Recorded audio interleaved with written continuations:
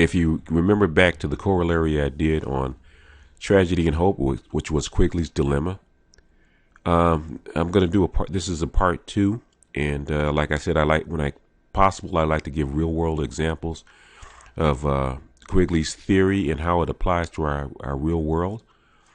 If you just to review for a second, but you can also go back and check out the vid. Uh, Civilizations have a cycle, a 7-step cycle, all the way from mixture going down to decay and invasion. Okay, and we figured that we've gone through this, and we're somewhere here, and we didn't know which path that it would take. Quigley at the time didn't know which path it would take, whether the United States would become the universal empire and rule for however long it was going to rule, and then decay and become fodder for the next civilization, or the cycle would continue, and we'd have a fourth expansion, with the United States being the core empire that rules for a short time over the rest of the civilization, and then somebody else becoming the universal empire, which is what he was afraid of, that somebody else would in the fringe would become the universal empire, and they would rule, and then until the end of the civilization. And it looks like there's a possibility that this is the track. This is the track that we may have that we may be taking right here. Why? Because the United States did defeat the Soviet Empire and became the sole superpower. That it did. Now, it could have gone into this after, in 1989. It could have gone into this, become the sole superpower, and ruled, and we would in the civilization would have started to decay. But instead, we may have gone into what I call the fourth expansion, and the digital revolution. And under the digital revolution, where the civilization expanded its final expansion out to the whole entire globe, it looks like the fringe element, which he may have predicted, which is the Chinese, which we'll get into that later, why he figured there would be Asian pressure and would rival the rest of the world. It looks like the Chinese actually may be the universal empire. It could be. We don't know. But we're going to give you a real world example on why that may be so.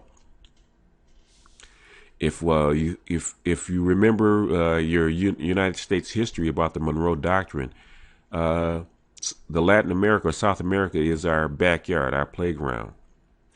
And our shining achievement in Latin America, South America, is the Panama Canal, which we took over from the French and we built and maintained for, I would say, about 100 years. We maintained it, and we, in 1999, it went back to the people of Panama, the Panamanian citizens.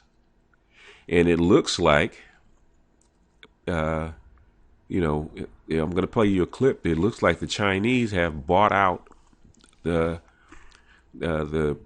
canal from the Panamanians, and they now control it, which is totally against what the principles of the United States have been for the last 100 years. For a foreign power to come in and actually take over Latin America or South America and become the dominant power.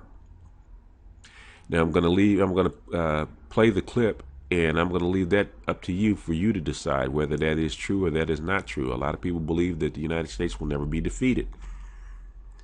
So it still may not have been, but we owe the Chinese a lot of money, and that could have been a concession. Okay, we can't pay you back, but we can give you control of the canal.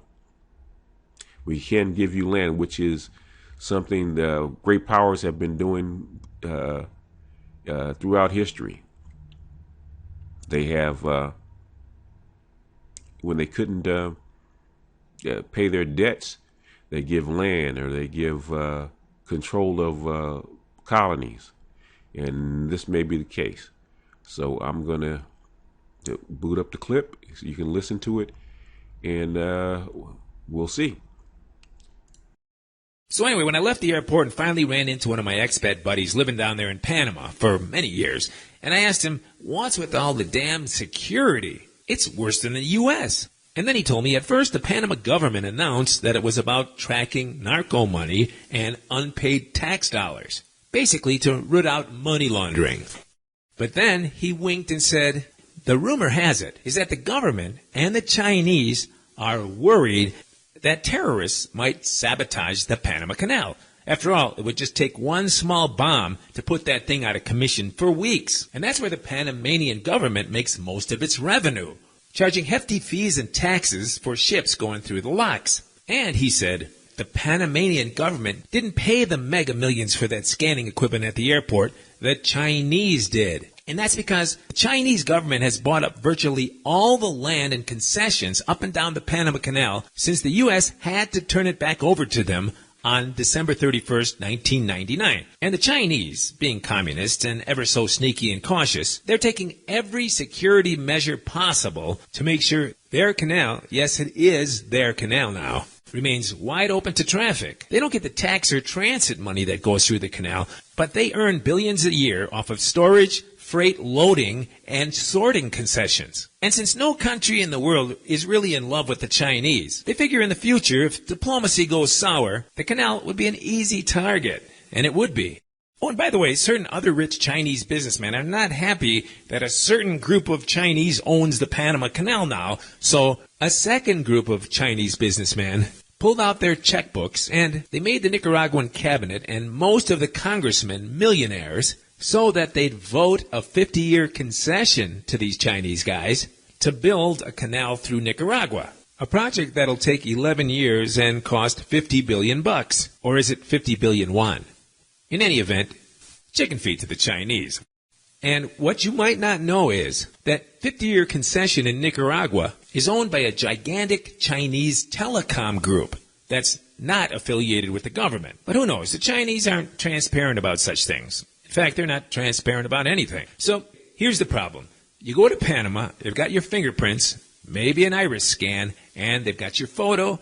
And remember, all Panama banks have signed the FATCA agreement, so they're reporting all your personal data back to the IRS.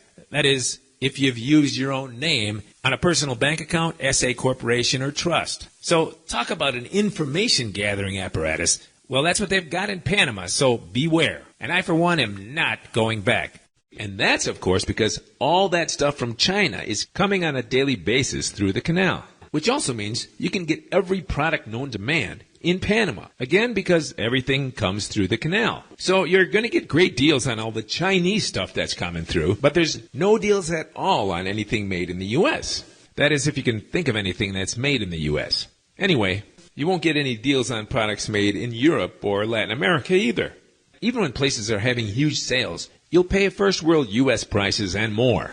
And speaking of made in China, while sitting in a hotel and flicking through the TV channels, I just had to check out what was on the local Chinese channel. And obviously, it was not a channel meant for the average Panameño.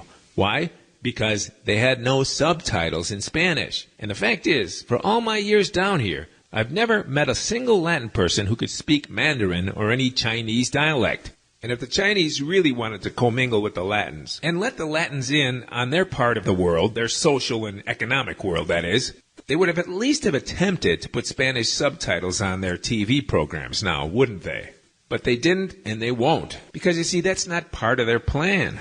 In the business world, it's obvious the Chinese are taking over, and it doesn't seem they need or want any help from the locals, the Panamanians. Though, of course, they need the government to get their permits to get started on their businesses. And once they've achieved that, they do everything from the viewpoint of their own ethnic world, the Chinese world. And it seems they're trying to maintain a parallel, separate Chinese-style world at all costs. Very strange, but that's the way they do things. And I witnessed a very good sample of this myself. Now, like I said before, I'm staying in the very high-buck Hard Rock Hotel complex. That place I told you with 62 floors. And I've been here quite a few days now, and I haven't seen one Chinese person in this hotel. And that's because I found out there are certain other four-star hotels down here that are Chinese owned and operated, where of course the Chinese contingent with money stay. Like I said, there's two separate worlds in a very small country, and the Chinese want it that way. But I was talking about that Chinese TV channel down here now, wasn't I? Anyway, I noticed that between the regular Chinese programs, all of the commercials were Chinese too. Chinese banks, Chinese construction companies, Chinese legal and security firms, and even Chinese doctors and medical offices. Then, to top it off, surprise, surprise, there were a group of Chinese beauty parlors sponsoring a Panama National Chinese Beauty Contest. And sorry, all you Latina beauties, it's for Chinese ladies only.